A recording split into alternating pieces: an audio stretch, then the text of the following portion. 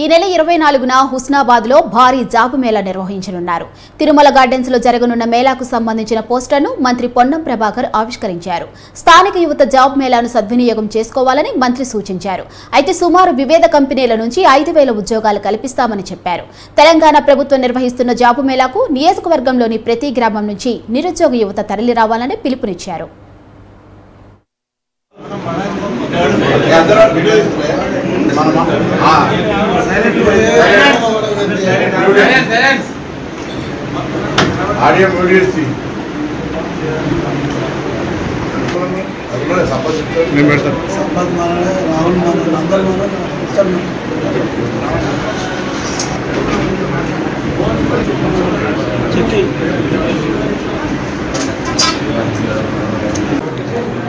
గ్రామీణ ప్రాంత నియోజకవర్గమైన హుస్నాబాద్ లో తెలంగాణ రాష్ట్ర ప్రభుత్వ యువజన సర్వీసుల శాఖ పక్షాన ఈ నెల 24వ తేదీన ఉదయం 10 గంటల నుంచి 0 to PG వరకు దాదాపు 5,000 ఉద్యోగాలు ఇవ్వడానికి జాబ్ మేళా ఏర్పాటు చేస్తూ ఉన్నాం.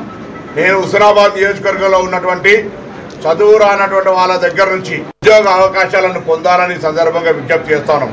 నేను మా పార్టీ శ్రేణులను కానీ ప్రజలను కానీ అందరూ కూడా కోరుతా ఉన్నా.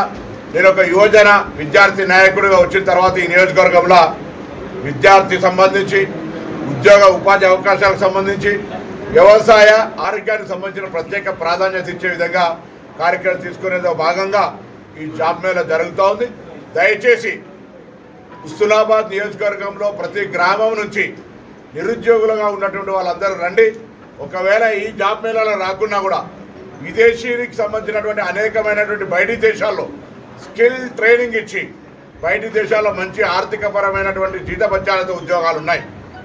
అనేకమైన మందిని ఇక్కడ నుంచి పంపి వాళ్ళకు ఉపాధి అవకాశాలు మెరుగుపరిచే ఆలోచన ఉంది.